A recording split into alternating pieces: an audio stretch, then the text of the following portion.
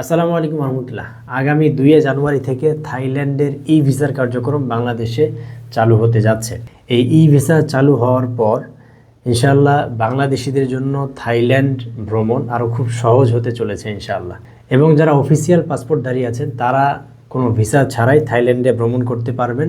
তার পাশাপাশি আমরা যারা সাধারণ পাসপোর্টধারী আছি তারা ইনশাআল্লাহ খুব সহজেই ই ভিসা নিতে পারবেন। তো থাইল্যান্ডের ই ভিসার জন্য খুব দ্রুতই আমাদের সাথে যোগাযোগ করতে পারেন।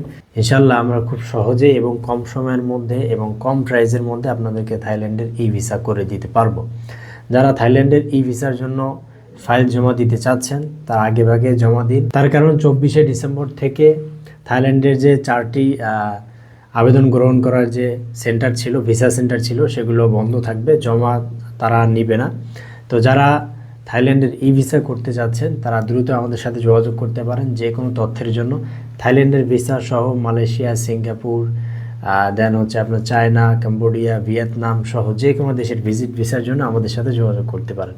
ভালো থাকবেন, সুস্থ থাকবেন। আসসালামু আলাইকুম।